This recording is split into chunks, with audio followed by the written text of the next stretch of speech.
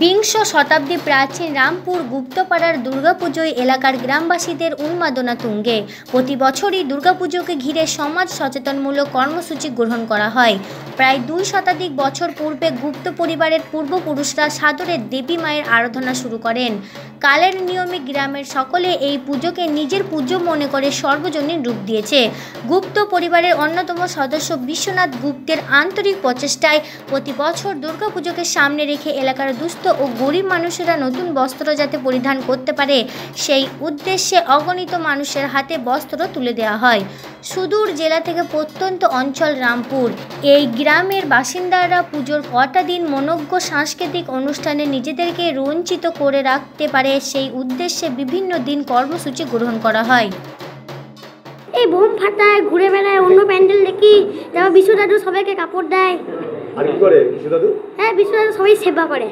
সবাই সেবা করে। এই নিজেরটা না দেখে অন্যদেরটা দেখে। দাদু ঠাকুরদা যাই বলুন এরা সব পুজো চালু করেছিল। আনুমানিক 200 বছরের বেশি এই পূজা চালু হচ্ছে। এবার বংশপরম্পরা আমরা এটা চালিয়ে আসছি, কিন্তু সেই পূজার রীতি মেনে আমরাও চালিয়ে আসছি। এখন এই পূজা কারা পরিচালনা করছে? আগুন চালনা করছে আমরা বা আমাদের ছেলেরা। হ্যাঁ, আমাদের যারা আছে ভবিষ্যৎ, তারা আস্তে আস্তে এই পূজা চালু করছে। আমরা তাদের পাশে থাকছি এবং তারা সব কিছু করছে, আমরা শুধু তাদের সহযোগিতা করছি। আমাদের যে যুব সমাজ, আমার গ্রামের যারা, তারা কিন্তু যে কোনো ঠাকুর দেবতা, চারিদিকে কিন্তু ঠাকুর দেবতা আমার গ্রামটা ঘিরে রেখেছে এবং তারা কিন্তু সবাই ঠাকুরের প্রতি তাদের অশেষ শ্রদ্ধা বা ভক্তি, তারা কিন্তু সেইটা চালিয়ে যাচ্ছে। আমরা পঞ্চমীর দিন বহু দুস্থ মানুষকে বস্ত্রদান, বাচ্চাদের আমরা বিভিন্ন রকম বস্ত্রদান জামা কাপড় দিয়েছি, লুঙ্গি দিয়েছি। মিশনে মহারাজরা এসেছিলো, এসে তারা এই অনুষ্ঠান থেকে সূচনা করেছে, তারপর আমরা এটাকে চালিয়ে গিয়েছি। এবং ওই দিনই আমাদের বিশ্বভারতী থেকে এসে আগমনী গান তারা পরিবেশন করে গেছে। বস্ত্র বিতরণ করেছি। তারপর সামনে লক্ষ্মী পুজো আছে, সেটা বিশাল খাওয়া দাওয়া, আমাদের দরিদ্র সেবা আছে।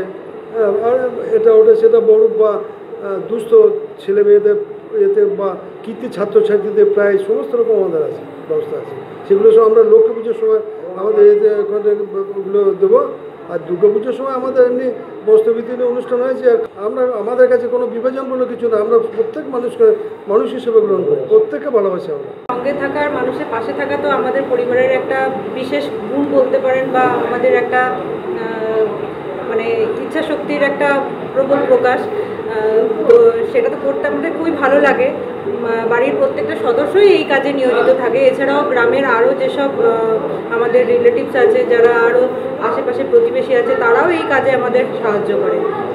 আমি কামনা করব যে সমগ্র এই বর্ধমান জেলা, সমগ্র রামপুরবাসী সারা সমস্ত সবার মঙ্গল কামনায় আমরা পাশে থাকতে পারি এবং আরও ভবিষ্যতে আমরা এই যে গরিব দুঃখীদের পাশে থাকা, এটাকে যেন আরও উন্নতির পথে নিয়ে যেতে পারি।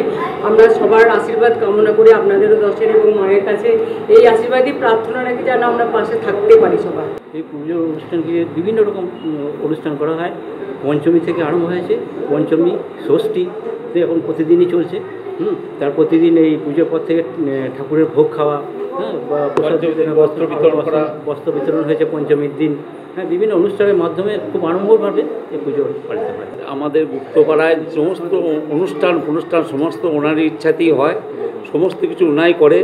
গ্রামের সমস্ত অনুষ্ঠান হয়, বস্ত্র বিতরণ থেকে আরম্ভ করে, ক্লাবের বস্ত্র বিতরণ থেকে আরম্ভ করে ওনার প্রাধান্যটাই আসল। তারপরে আশেপাশে গ্রামে কোনো কেউ মন্দির করলে এসে হেল্প করে এবং এই অনুষ্ঠানের সঙ্গে সঙ্গে লক্ষ্মী পুজোও হয়। এই লক্ষ্মী পুজো 3 দিন ধরে ফাংশন হয়।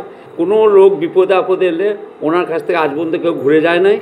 এইরকম আমাদের মতো গ্রামে এরকম একটি লোক থাকার জন্যে আমরা প্রচণ্ড গর্বিত।